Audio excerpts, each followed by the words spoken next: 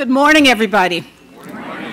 Thank you so much for coming to be with us here today for the announcing our 6th annual Building a Grad Nation Report. Back in 2010, when we released the first report on graduation rates, we made a lot of headlines. And there was a lot of talk generated, and a couple of reactions to that stood out with me and stay with me. Marguerite Kondracki, who was our CEO at the time, said, this information shows that, this report shows that progress is possible against all odds. And that explains the Grad Nation campaign and describes it accurately. But rather than tell you about our progress, let's look and see it here on a video.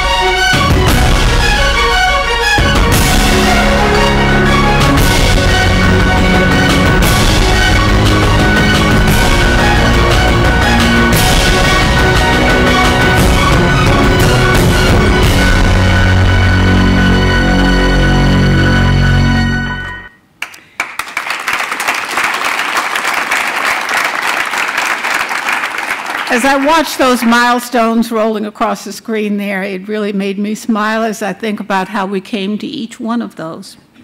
Before the Grad Nation campaign began, on-time graduation rates were hovering at just about 70% for 30 years. This fact had been made known to people many years before, and everybody said, oh, isn't that awful? And then they forgot about it, because we've got ADD. And if we don't keep this fact before us, we will forget and let things slide again. And so with the Grad Nation campaign and the summits, we have been working very hard to keep the issue before everybody, and you can see all the partners that have come together to make this happen. Today, national on-time graduation rates have broken a new record at 81.4% for the first time in America's history. And we are on point and on track to reach 90% by 2020.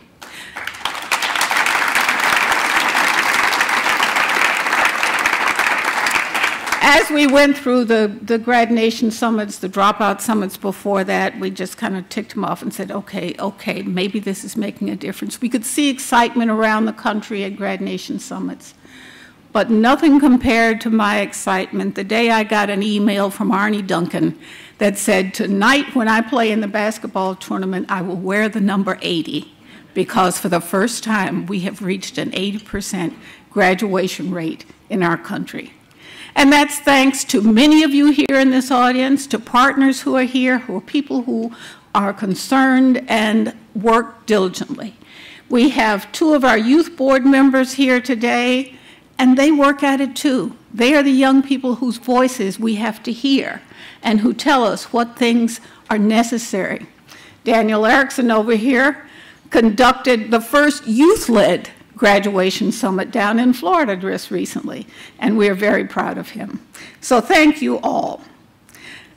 So we know that there are a lot of people that have made this progress possible, and this report, of course, comes from the report's co-authors, John Bridgeland from Civic Enterprises and Dr. Bob Balfanz from the Everyone Graduates Center at Johns Hopkins. Without their help, this would not have happened.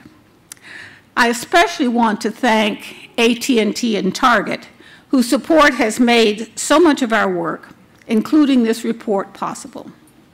Now, I said that at the beginning, at the first report, Marguerite's comments stuck with me, but there was another one that we have to always keep in mind. In 2010, a Time magazine education analyst wrote, "Grad Nation is good news, but it's also a wake-up call. It's not the end, it's just the beginning." And so we're celebrating a lot of progress here today, but we also are issuing another wake-up call.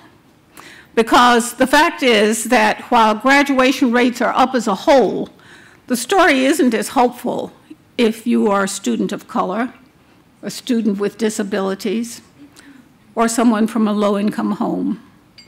This research uncovers a great gap, dangerous gaps in graduation rates that put the American dream at risk for millions of young people today. Gaps that, as a nation that stands for equal opportunity and social mobility, we have to consider unacceptable and do what we can to close those gaps. Those gaps will threaten all of our progress. They will undo all of our progress until we start to address them. In 5 years, when people look back at the headlines from 2015, they will say that this report was about high school graduation rates. But this report shows us so much more. It shows us that the same realities keeping young people from graduating are the same realities behind the unrest that we see in our country today. The inequalities fueling the unrest in Baltimore and in Ferguson are the same inequalities that will keep hundreds of thousands of young people from walking across a stage and receiving their diplomas. We are not here today to merely figure out how to raise high school graduation rates. We are here to figure out how to create the conditions of success that every young person in America needs to thrive, not just in America. Young people everywhere need supports in order to thrive. So we thank you so much for joining us in this effort, and we've come a long way. But we have to remember that it will take all of us, each of us, working together to go even further. Now, before we get to the actual report, I would like to introduce someone who has helped make it very possible. AT&T has been with us every step of the way in the Grad Nation campaign. AT&T Aspire has invested $350 million in education so far. AT&T employees are serving as mentors and tutors for more than tens of thousands of young people across the country. And AT&T is the lead sponsor of this report. Nicole Anderson, the President and Executive Director of Philanthropy at AT&T Foundation, is here with us today. Please welcome Nicole.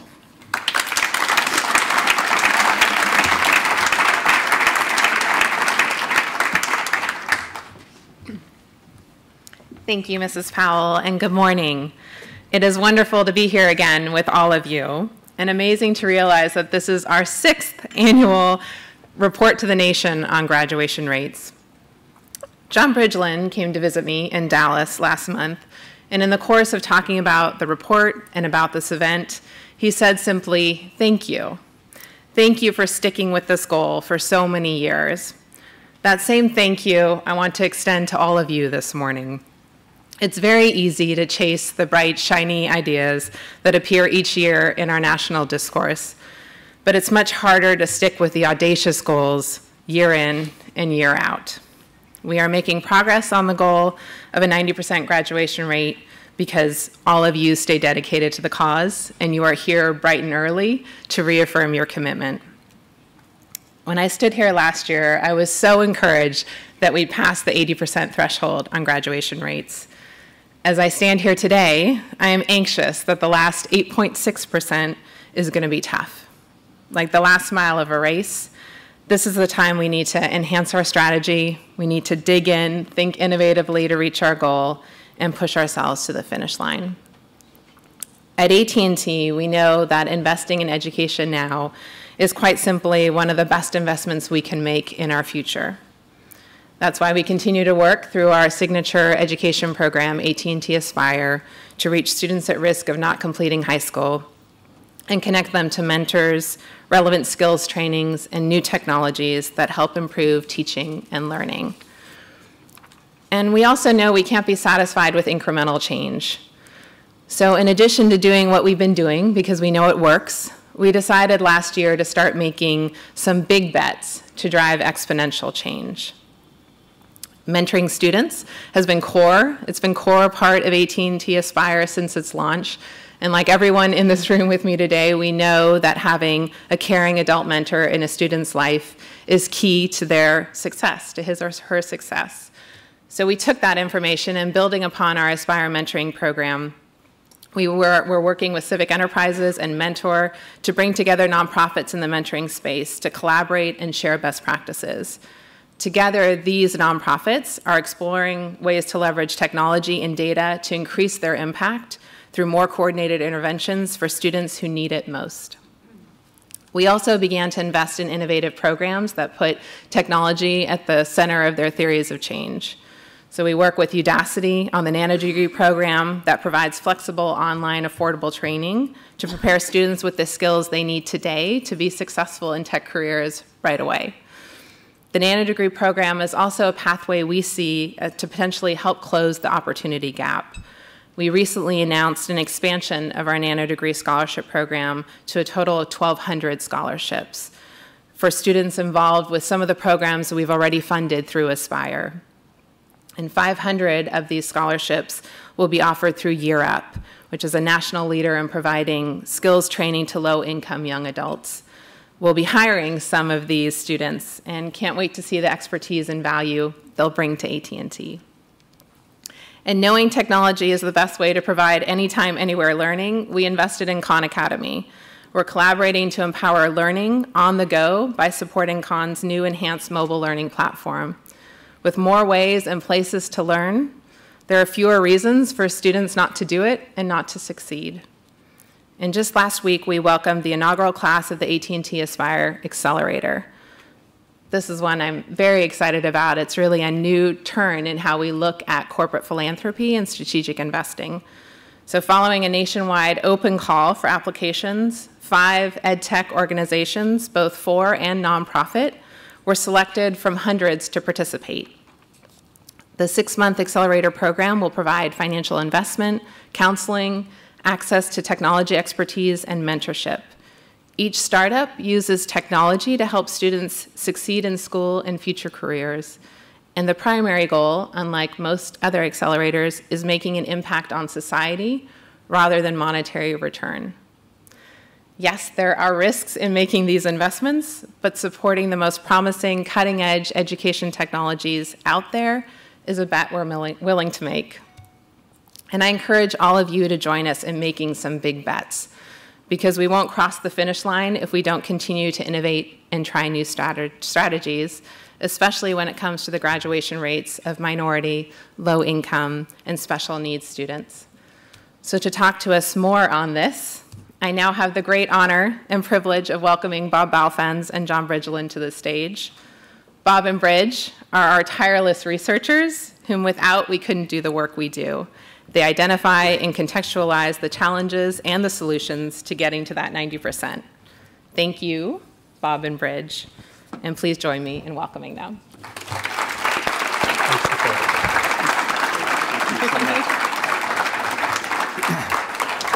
Good morning. This is so nice this year. It feels more like a family reunion than the cast of thousands, even though it's great to see thousands of people across the country who, as Alma said, you know, the country has ADD, but not on this issue. We're staying with it over the long haul. And I want to call out Russ Rumberger, who 30 years ago was on the dropout issue and has stayed with it literally for 3 decades. Give him a round of applause.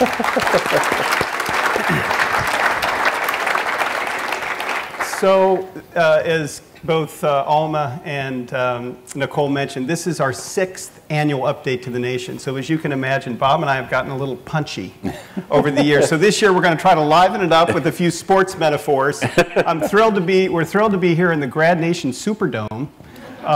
It's perfect for what we envision. So we're going to pass and toss and pitch and kick you through this presentation. I first want to begin by thanking some critical partners and people. Our coaches and mentors have been General and Mrs. Powell. Mrs. Powell was my mentor after 9/11 and gave me a great deal of strength and ideas and has just done such extraordinary work on this campaign from the very beginning. Our team captain, John Gompertz, Melinda Hudson, who organized this event today, and their entire team at America's Promise Alliance. We're so thrilled to work with them day in and day out. Also like to thank our members of our team, Governor Bob Wise, who's such a wonderful perspective on what the nation's governors can do, and Phil Lovell, who's working so hard to make sure the reauthorization of No Child Left Behind continues the strength we've had over the last decade to keep us on pace. Also wanted to thank our business managers and lead sponsor, Charlene Lake, Nicole Anderson, your entire team at AT&T. They're not just a logo up on a screen. They've made an investment of $350 million. And a lot of people in this room, and your wonderful work has benefited.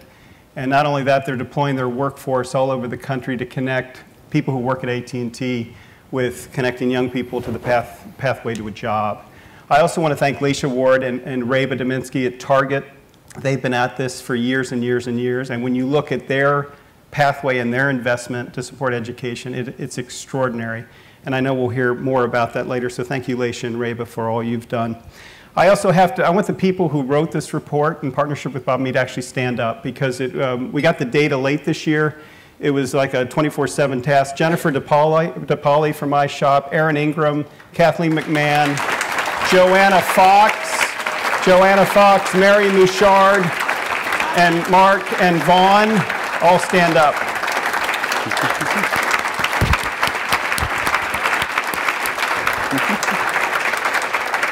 All 140 pages. I also want to thank, you know, one of the best parts of this work was talking to young people. We had the privilege of doing it in 25 communities across the United States, and it literally changed my life. I still think about Monique in Philadelphia, who wanted to be an astrophysicist and literally was a prostitute on the streets of Philadelphia, and what happened in that journey. And John Zaff and America's Promise has done extraordinary work with Don't Call Them Dropouts. Today, we have LaShawn and Rihanna. Where are you, LaShawn and Rihanna? There they are. From Youth Build, LaShawn and Rihanna, they both went to the same high school. You'll hear their stories interspersed later, but I wanted to call them out because they're featured in our report.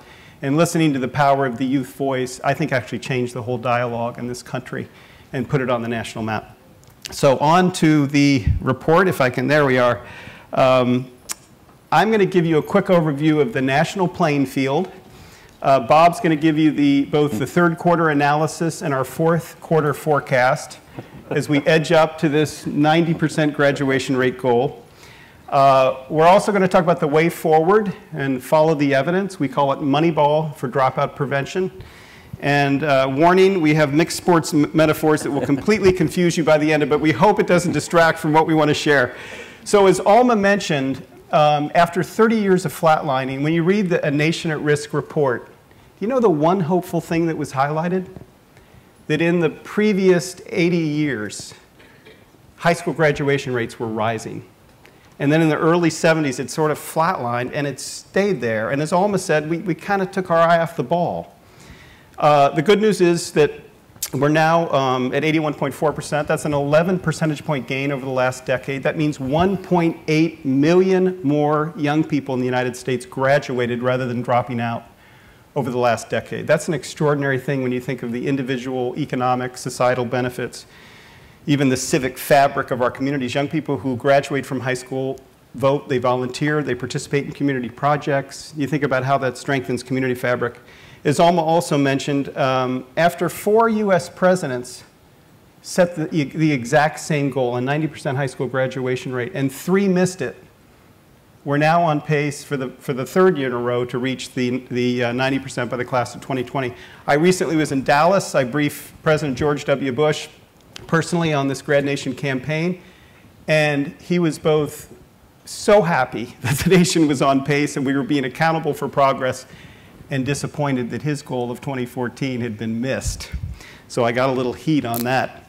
The good news is some districts and states with majority low-income and minority students are making big gains, which shows this is not an issue that's driven by demography or economics or social trends alone. This is more about those schools, school districts, schools, and communities that focused on the problem. There are also large and persistent opportunity gaps. Are we truly going to be a grad nation? Or are we going to be 2 nations? Is it going to be my kids? Is it going to be our kids, as Bob Putnam urges us? Or is it going to be my kids and their kids? And I think that's the challenge before us. So we have some all-stars this year. Minority students, Hispanic and Latino students had 15 percentage point gains over the last measurable 6 years, and African Americans had 9 percentage point gains, increases in high school graduation rates. We also, under the cohort, can show for the first time that Hispanic Americans are on pace to reach the 90% high school graduation rate goal if they continue the gains they've had over the last 3 years. African Americans have to accelerate their progress by at least an additional percentage point in the coming years to remain on pace. I also note that the number of dropout factories has been almost cut in half, and the students attending them, both Hispanics and African Americans, have been more than cut in half. So this year, there's some fabulous new analysis, and I want to call out Ross Santee. There are people in government and public service who do great work every day. He works at the National Center for Education Statistics. They make this data possible. Show us that there are 124 school districts in the United States with high numbers of low-income and minority students that had triple the gains of the national average. These are places like Cincinnati, Ohio, with a 10 percentage point gain, Pittsburgh with a 9 percentage point gain, Cleveland, 8 percentage point gain, San Antonio, 6 percentage point gain. So they debunk the view that progress is not possible in schools and districts across the country. We also have some top enrollment states that have made significant gains: Georgia, Florida, North Carolina, California. And encouragingly, 29 states equal or exceeded the national average of 81.4%. And 5 additional states are at 80 or crossing the 80% threshold. So a majority of the states are doing extraordinarily well. So we have a 1950s postcard of Fresno, California. This is our first West Coast Dream Team example. But look at this extraordinary story. In Fresno, California, which is part of the core, many of you know the core, and have had Joanna told us about the extraordinary leadership in Fresno. They went from 69% in 2010 to 79% for 2014 in high school graduation rates. And they have high numbers of high poverty and minority students. They focused, there's a lot of the secret sauce to their success, but they focused on the whole child. So not just academic, but social and emotional supports, and looking at traumatized kids and young people who have struggles before they even come in the door. As Bob Putnam says, what happens before you come into school and what happens after school is as important as what happens within the school. And school sometimes is an echo chamber. They also refined their early warning systems and have a school quality improvement index that includes things like school climate, other indicators of social and emotional development and progress. And they focus on students who were short of college credits and have the pull to have more students meet the A to G requirements under the California system that then qualify them for four-year colleges. They also are innovating and have created this environment of collaboration across districts in the area. Our second West Coast Dream Team is Tacoma, Washington. This is a remarkable story. In the mid-2000s, they literally, all their schools, all their comprehensive high schools were on Bob Balfanz's dropout factory list. Sorry, Bob, to personalize that. I didn't mean to personalize that. But literally, they were 60% or lower graduation rates. And now in 2013, they're at 78%. Our first feature in the first report was Tennessee that had made 17 percentage point gains, and telling the story of how that happened. Well, Tacoma has an extraordinary story. They too have been focused on the whole child, social and emotional development, which Tim Shriver and others, the meta-analysis will tell you has a huge impact on both social and academic achievement. And also Columbia's recent report shows an 11-to-1 return on investment in social and emotional learning. Also, 7th and 8th graders who were low income and in foster care are guaranteed financial aid. If they graduate from high school, we'll pay for your college. I love that. We had a Texas example last year who said, you know, didn't finish high school, how about some college? this expectation that anything is possible. Also, Pathways to Promise, students who meet certain criteria with respect to GPA and test scores are accepted to four-year colleges. Unfortunately, there are some school districts, about a third of the nation's school districts are in the penalty box. 169 of them, of the top 500, made no progress or lost ground. Imagine that. Places like Rochester and Memphis and Phoenix. Bob will talk more about New York, Illinois, and Arizona losing ground. 14 states had graduation rates that make them off pace to meet the national on-pace graduation rate. I'm going to close with this and turn over to Bob. So are we Grad Nation or are we two nations? Interestingly, if you're upper or middle income in the United States, your graduation rates, it's the sea of green. All these dark green states, 90% or higher. Light green states, 85% or higher. However, if you are, James Q. Wilson, more than a decade ago, wrote a piece called Two Nations. Wilson Good remembers it, been working on it ever since. If you live in a high poverty area and you don't have access to a good school and your family is broken down, you have a very different life trajectory than those who have just the opposite. So if you're from low income, you're a low income family, it's the sea of red, literally 79% below in all these states. So as Alma said so compellingly, is this going to be for all of us, for our kids? And that's the picture we have to embrace today. So over to Bob Balfanz to get us to the end zone. Bob? Thank you. So the question is, right, how do we get there for all kids, right? How do we get to 90 for all kids? So we thought a quick review of some reasons we had a good third quarter, and then a forecast of what the fourth quarter is going to take. So it's really, we're starting the fourth quarter of this 20-year effort, right? The fourth quarter is 2016 to 2020. We got 5 years to go to make this happen. So it's getting very serious. We can see the end zone, but we're not there, and there's some pretty tough defenses in the way. The good news, as we said, is that overall, grad rates are up, and it's spreading. The third quarter was really when success spread wide and deeper. The second quarter, early innovators pushed us forward. First quarter, we got aware of the problem. Third quarter, success spread. So that's the great news. What were some of the drivers of it? Well, our MVP is California. For much of the first and second quarter, California was in a funk. It educates about 13% of the kids, high school kids in the nation. The nation can't move if California doesn't move. The good news is in the third quarter it moved. It had a good 4-point gain in 2 years. And it was really driven by multiple districts' efforts as opposed to a big state-level policy push. So that's important to keep in mind. A couple of other places that were really important. Georgia, New Mexico, Nevada. They spent much of the first and second quarter at the bottom. Below 60%, actually in the 50s for some of that time. All of these states made big gains in the third quarter and broke 70% for the first time. In the early 2000s, there were 11 states with grad rates below 60%. I mean, in the 60s, sorry, or below. Now there's only one. I'll bet you never guess who's the one left. It's Oregon. I have to think about why that is, okay? All right? So they are a turnaround trio. But the star of the third quarter and coming off the bench with a huge number, because this is the first year they released cohort data. They were one of the 3 states that got waivers not to release their data. People are always suspicious. You're not releasing your data. What's the story? They came off the bench with a huge number. Kentucky has no discernible low-income, middle, high-income graduation gap. Both their low-income kids and their high and middle-income kids graduated 85%, 3 points above the national average.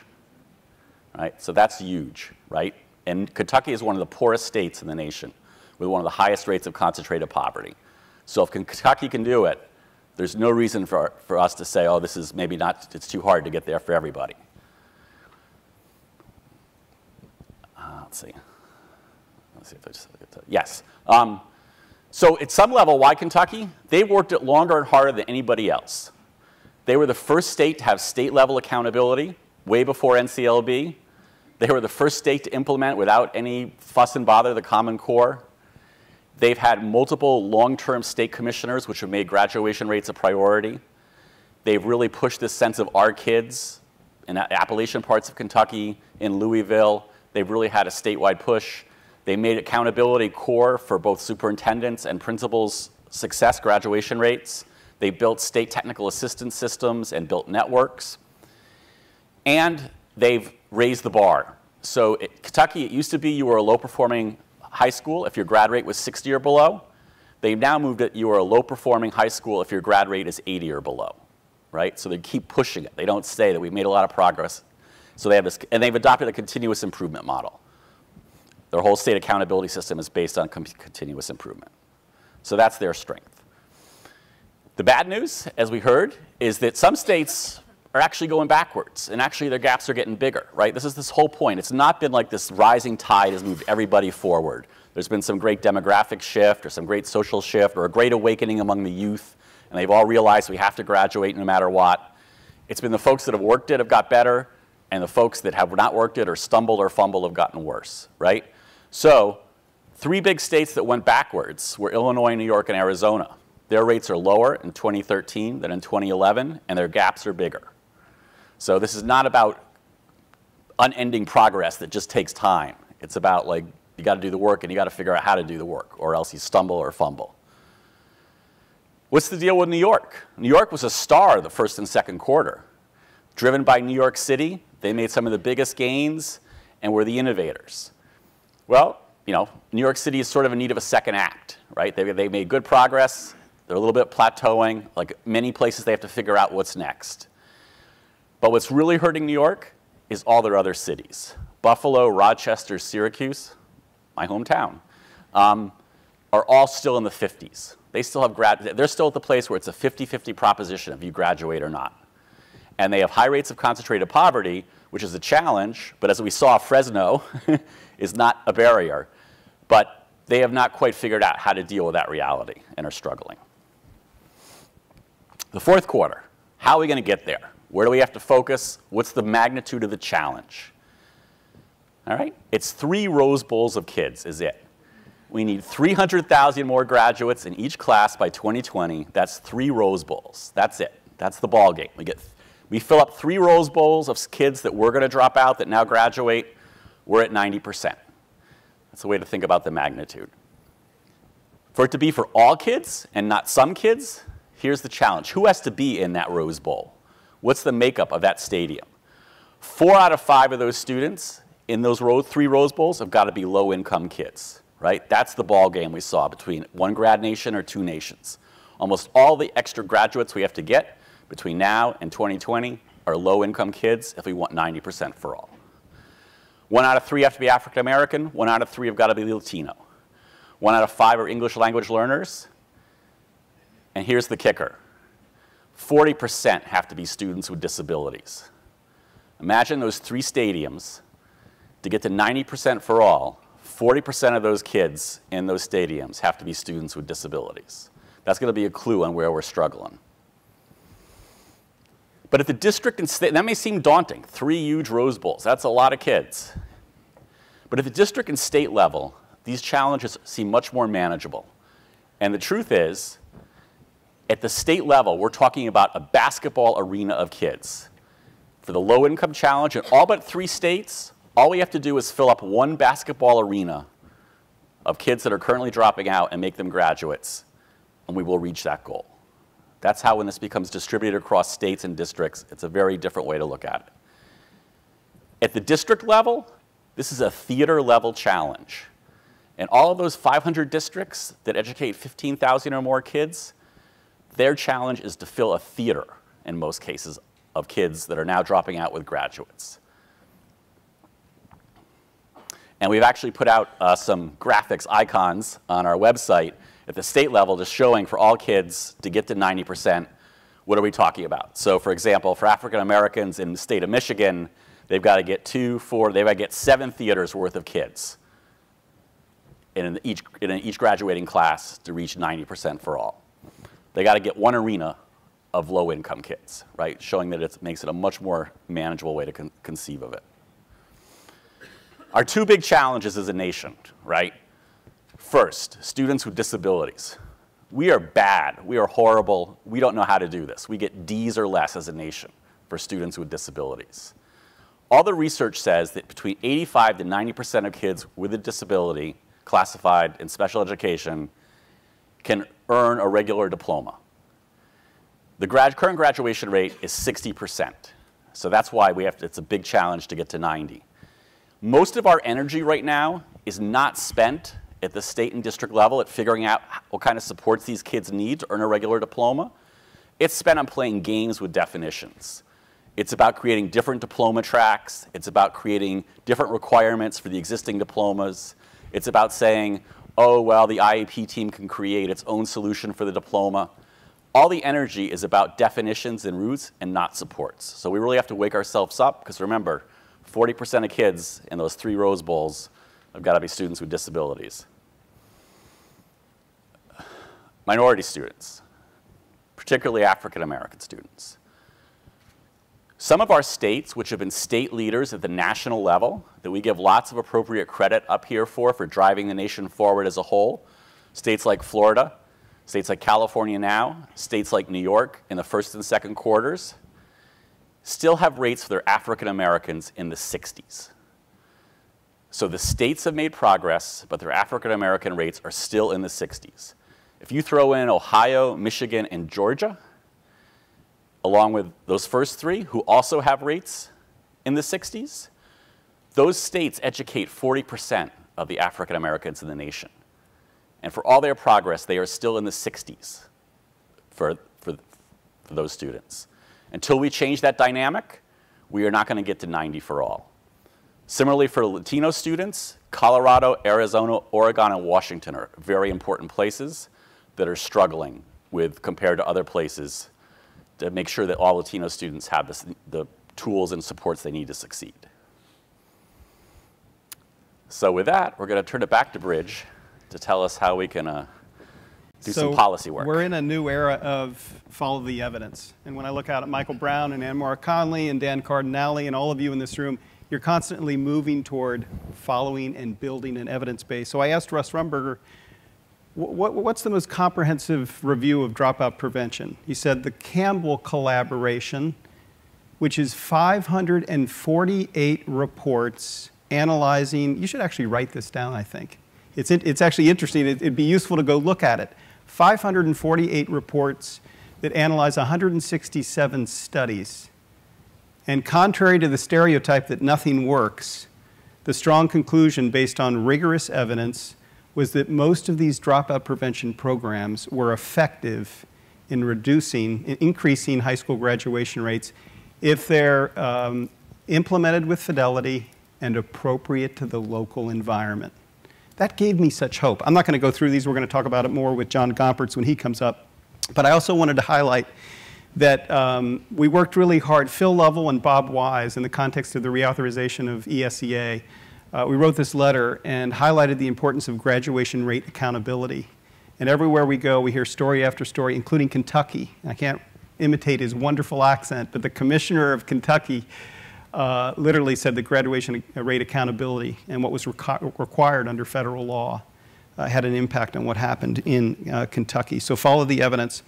We're also, our game plan for each state is we want to share the report and Civic Marshall Plan indices with every single governor and chief state school officer in every state and show them with more particularity than we've ever had their graduation rate gains or declines, what's required to reach 90% by the class of 2020, what are their low-performing schools. There's this data navigator that's emerging that can pinpoint where are the students, most vulnerable students in the most vulnerable schools, what would it take to keep them on track. There are grad rate gaps by populations. Bob mentioned students with disabilities. We were sort of encouraged last year by the state of Kansas, like Kentucky for low income, how it was doing better.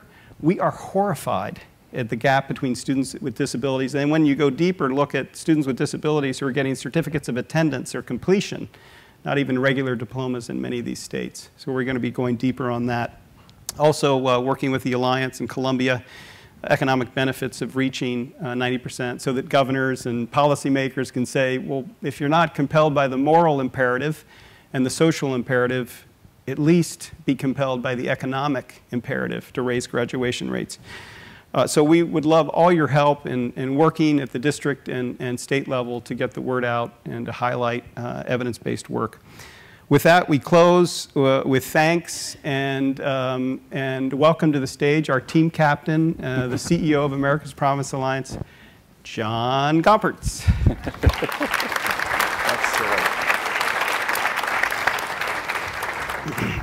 So I'm going to ask a couple of questions, and then I want to engage people in the audience in a conversation, questions, comments on the report and what Bridge and Bob just said.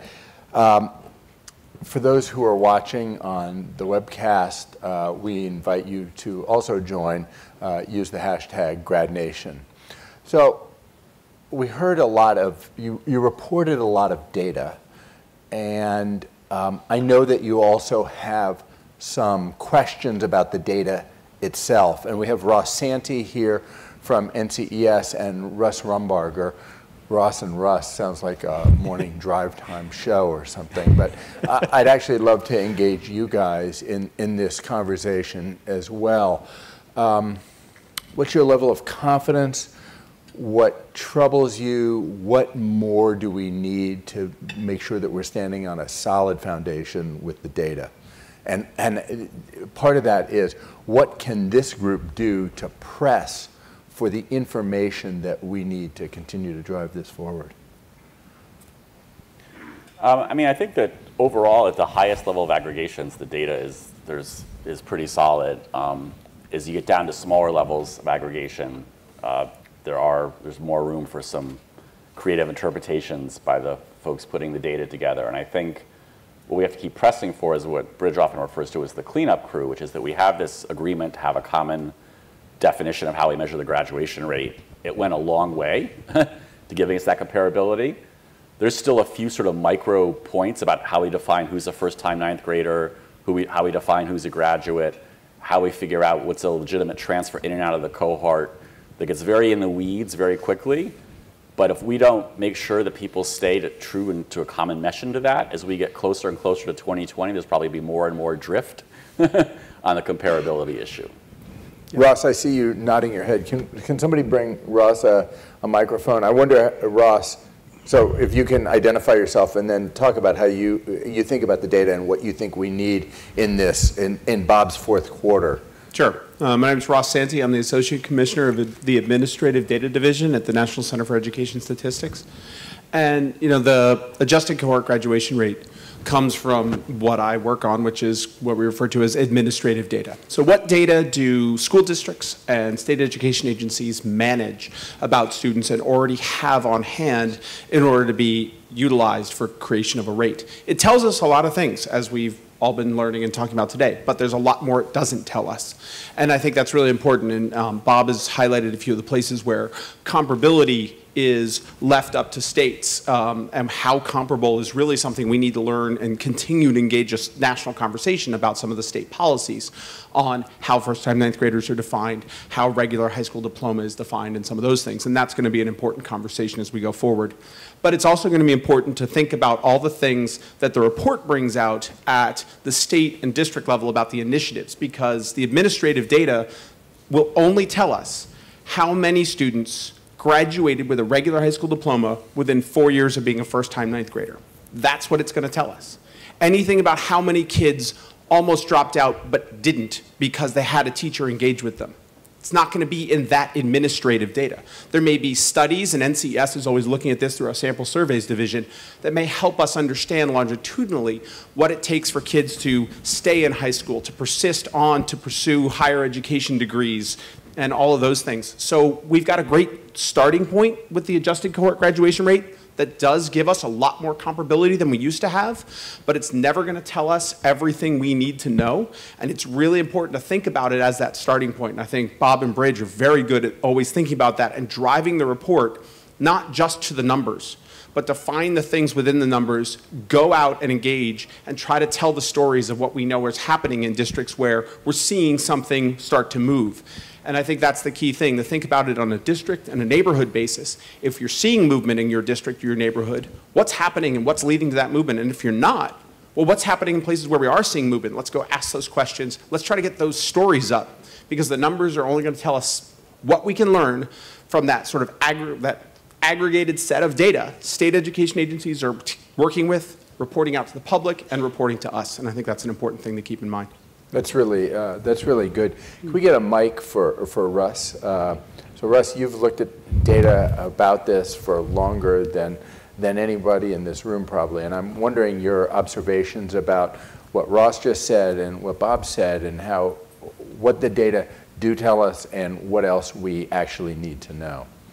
So no, I agree with the comments that were just made about it. It's a first kind of set indicator, but I think beyond that, we want to. There's a couple other things I think we still want to know. You know, we want to know for the kids who take longer than 4 years to graduate. You know, there are. If we really have a kind of grad nation mentality, we say, what are the things to get more graduates in the United States? So our goal, let's say, is to get everybody graduated in 4 years. But students who walk into high school 2 or 3 grade levels behind, immigrant kids who have been in here a few years, you know, who have to master English as well as all the requirements for a diploma, you know, it's not necessarily realistic for them to graduate in 4 years. Just like college graduation rates are 4-, 5-, and 6-year rates, and the NCAA recognizes 6-year grad rates from college as legitimate.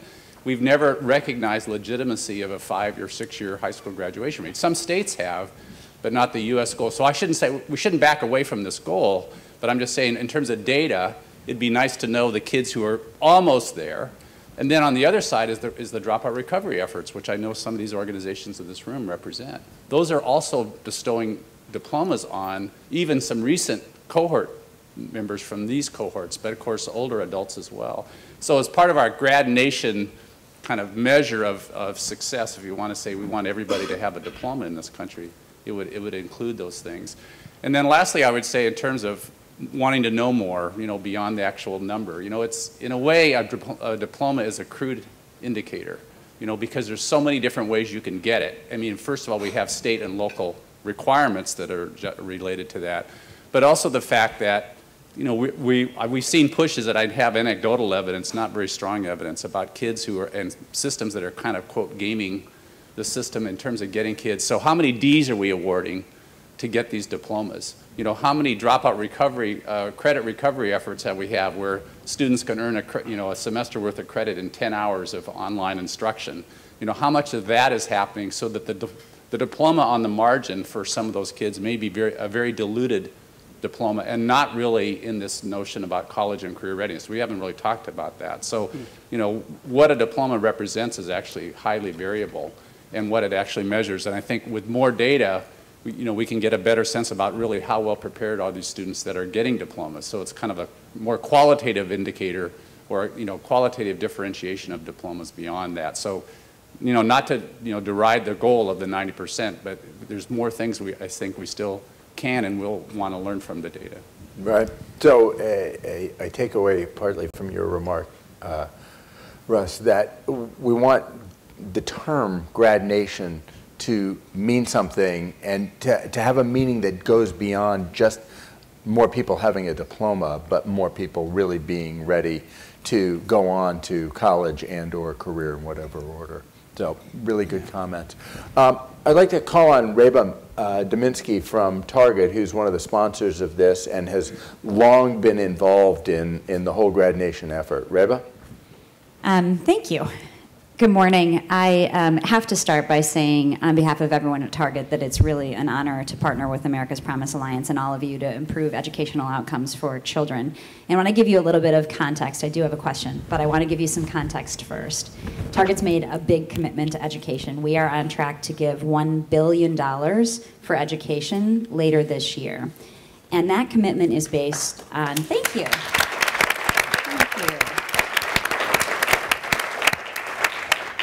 And that commitment is based on a belief. And that belief is that every child deserves a quality education regardless of race or socioeconomic status.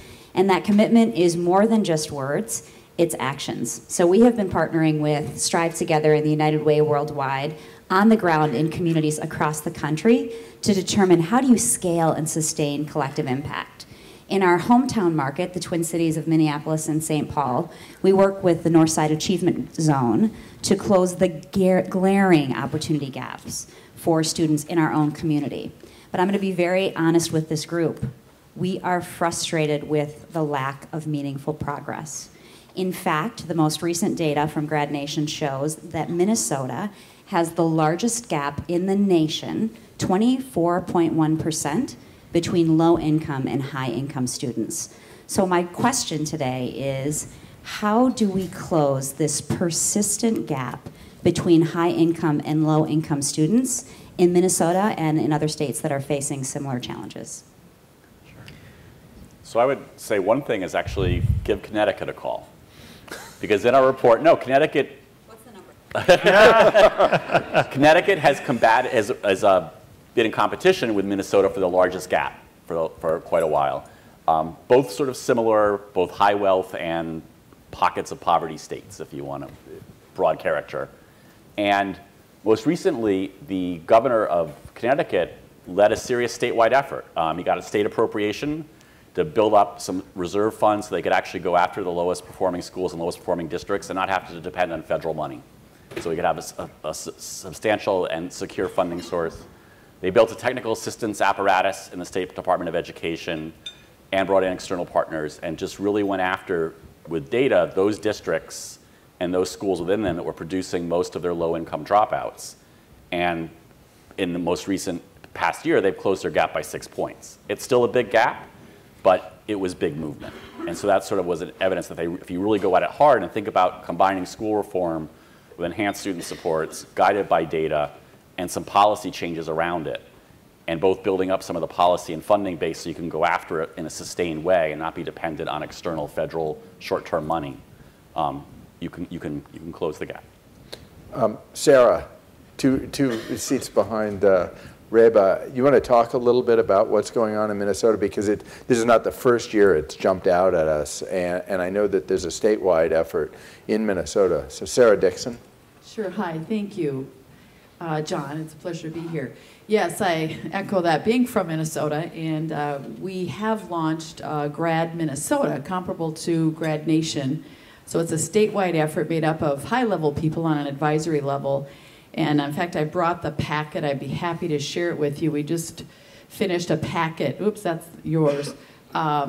Anyway, I have it here for our elected officials to really look at recommendations moving forward to close the gap.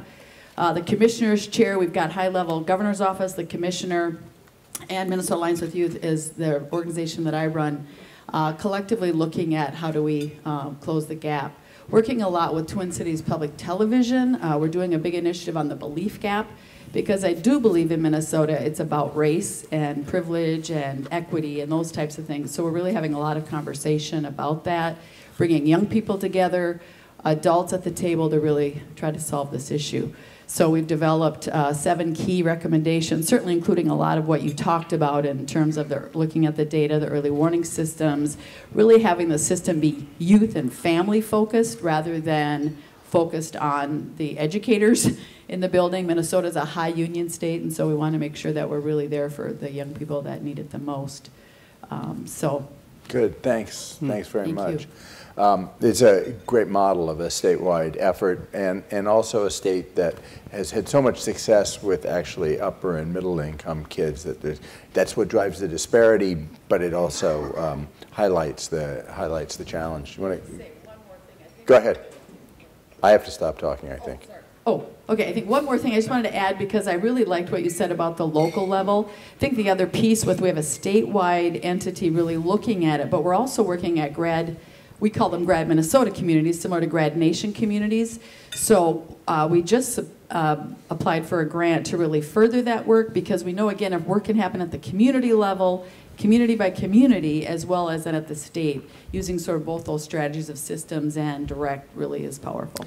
I want to build on that, actually, because in Kentucky is also relevant. In addition to Connecticut, a commissioner of Kentucky told us that by publicizing by county these graduation rate gaps. So think a little Floyd County, Kentucky was right next door to Martin County, Kentucky, where Lyndon Johnson launched on Tom Fletcher's porch the war on poverty many years ago.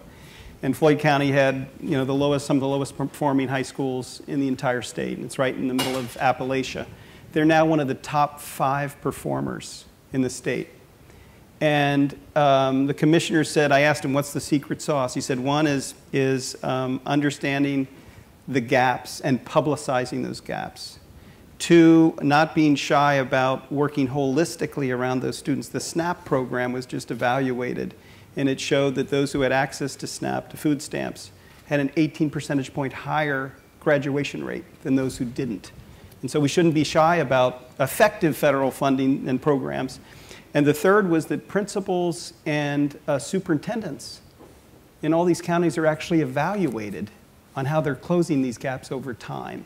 So it's built into the accountability system. And I think those are 3 interesting lessons out of Kentucky as well. Yeah, I think I've been listening to Bob on this for a long time. Working the problem and accountability, working the problem and accountability, and throwing a lot of persistence. They seem to be really critical in this.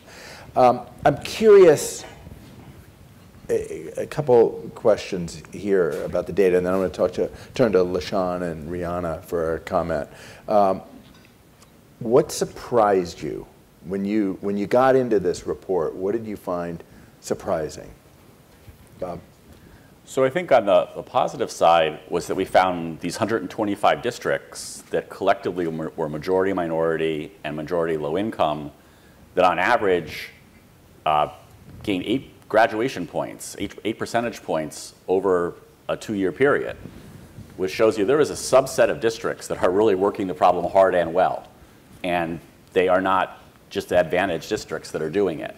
So that was a very positive surprise, and we got that data quite late, and so we haven't really been able to dig deep into understanding what's behind that, except for a few of the case studies we did. And then just balancing it, that there is an equal number of districts that are demographically very similar that were flat or went negative, which really drove home to us that that can't be broad demographic, broad economic, broad social change trends, because you have quite similar districts going quite different ways. So every time you do a report, you do a big research project, you learn a bunch of answers, but you learn almost the same number of questions. So I'm curious, coming off of what Ross and Russ said about the data, but what do you want to know more about, and what do you think we need to know more about? I think, it's interesting. We met with NCES and identified a dozen issues that we call it the data cleanup crew to ensure better comparability across states. And one of the areas that I found really frightening was 2 areas, actually. One was students with disabilities and what constituted a regular diploma, and how many states, some states that are making some extraordinary progress on closing the gap with students with disabilities, are actually issuing degrees that aren't all that valuable. They call them certificates of attendance, certificates of completion. So we'd like to go deeper on and actually go into Kansas and see, is their integrated model effective, and why is it effective? And then go into those states that we think are flying off the rails. That's one area. Another thing I'd like to learn more about is, to Russ's point, we're actually going to do a report, because they say, are we just creating more diploma mills? Are we just getting graduation rates, up? But the diplomas don't mean much in terms of college and career readiness. So we're going to do a report that shows the relationship between indicators of college and career readiness and those states and districts, that 124 that are increasing these high school graduation rates. So we have stronger linkages. Jamie Marasotis's report, you know, there is a second Grad Nation goal, right? Yeah. On college completion, you know, shows that we're pointing in the right direction, but we've never really made a strong relationship between these two efforts. Talk for a second about homeless kids also, Bridge. So I went up to the Hill, and I wanted to call out Corporation for Public Broadcasting has American Graduate. How many of you seen their work in local? So in more than 100 affiliates across the United States, thanks to Alma Powell and America's Promise Alliance, they're literally covering this issue every day, raising awareness, not only the problem, but solutions. And they just released a new documentary film called The Home Stretch, and I had to go up and speak on Capitol Hill about it. And in learning more about it, I learned there are 1.2 million students in kindergarten through 12th grade who are homeless in the United States. Imagine your own child being homeless. I mean, what this complete outrage it is. And so we're actually doing a national report on youth homelessness and educating young people who are homeless. It's stigmatized. A lot of young people don't even talk about it. In fact, Rihanna will share her story, I'm sure, when she talked about it to us for our report. But that's that's sort of a silent epidemic within the larger epidemic, is this unaccompanied youth homeless problem. Bob, what do you want to know more about? Well, we really need to be serious about getting to 90 for all kids everywhere is that arena and theater level challenge at the state level. And we really have to do deep state level data maps, because each state, there's great commonalities, but each state has its own twists and turns. Very micro issues that are going to be hard to get your head around, but are going to really change how that state does. For example, are charter schools in the district or their own district? Are there ways that you can push kids from one type of school to another and then make everyone's grad rates look better or not? Are there places of great hidden success that we're not understanding because we haven't quite gone deep enough at a state-by-state level to fill that arena up? Which districts are we talking about? Which schools are we talking about? And what does it currently look like? You know, one of the things just to highlight that I was surprised by was that we could actually get to 90% in an inequitable way. That in the higher and middle income kids, if we keep pushing the gas, we could get beyond 90, and that we need an equity map, and that 4 out of 5 of the kids need to be low income. And that was something that was reinforced. So for all of us, Bridge talked about doing the work on silent epidemic and the work that we did just last year on Don't Call Them Dropouts, and the work that's going on right now with the Support at Target, again, talking to young people who have left school before graduating to try to understand better what those challenges are and what responses we need. So we want the voice of young people throughout this meeting. I want to call on LaShawn and Rihanna for a reaction to what you've heard and some comments. Here comes our mic.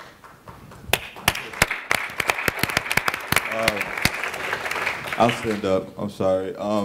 So thank you guys for having me first and foremost. It's a pleasure to be here. As they mentioned, my sister and I's story was included in the report, and I hope that you guys find our stories to be beneficial in your work moving forward.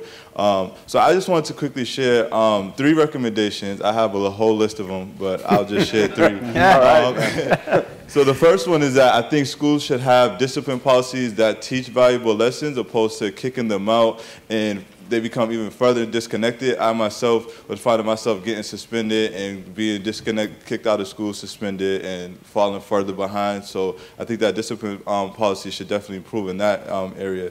Secondly, students should understand, and education should understand the connection between education and careers. Because in my community, having a high school diploma is kind of like the end point. Like, okay, I got my high school diploma, I'm done. And they don't really see, you know, you need to go on in further education. So they need to understand that it's important to graduate high school, but it's also important to go on to post-secondary education or pursue a career. Thirdly, teachers should be trained to be culturally competent, especially in low-income neighborhoods, because these youth are dealing with a lot of trauma and a lot of issues. Just like he mentioned, you give students SNAP and all of a sudden 18% increase. So if teachers are able to identify and become those mediators and say, hey, what's going on? Why are you not paying attention? Maybe because he's hungry and he doesn't have the capacity to do that. So paying attention to those type of things. I myself, even though I dropped out of high school due to many of the reasons that I mentioned before, I got connected to Youth Field, where they provided a lot of those services. And now, even though I dropped out, I'm now about to graduate in a few weeks. Right. I just it was not an easy journey, but I'll be graduating in 3 weeks with my bachelor's, and I'm actually in the process of applying for a master's at Northeastern University. If anyone from Massachusetts All right. knows that, you know, so there is second chances is definitely possible, and if we implement these policies, I'm sure there will be a lot of stories similar to mine. So I would like to introduce my sister, who had a different path than I did, so she can kind of talk about her journey. All right. It's okay, Rihanna. That's all right. We Go love ahead. you, Rihanna. Yeah, we got you. Yes, stand up so I can see you. We got your back. Hello, I'm Mariana. Thank you, Sean. Prepared me to see that I had different decisions to make. Growing up, our family struggled with unstable housing and other issues related to poverty. Though I went to a high school that was better than most in my Boston community, I too got off track. But thanks to the example my brother and family members set for me, I was determined to find my way back. I graduated with honors from my high school and am the only one of my friends to go on to college. I will graduate from Long Island University May of 2017 with my degree in nursing. All right.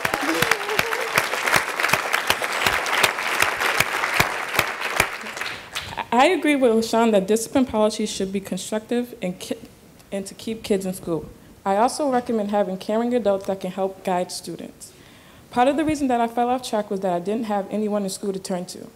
Thank you for the opportunity for us to share our story and for making positive opportunities available for more young people in our country. Beautiful. Awesome. So stay tuned. This afternoon we're going to talk a whole lot about discipline policies and the impact that discipline policies are having on graduation. So stay tuned for that conversation this afternoon. You know, each year the Grad Nation Report tells us how we're doing, and it has been encouraging, but it also tells us, as these guys suggested, where we need to focus our efforts. And I think we've got that again. And I want to thank Bob and Bridge for this presentation, for the fabulous report, for the really good conversation. I want to thank those who have watched on the webcast, and encourage those of you who were watching on the webcast to rejoin us at 1 o'clock when General Powell and Professor Bob Putnam have a conversation about the opportunity gap that we're talking about just right here. So thanks very much on that. All right. Thanks, Brother Roberts. You're waiting for your cut on the webcast. Now, yeah.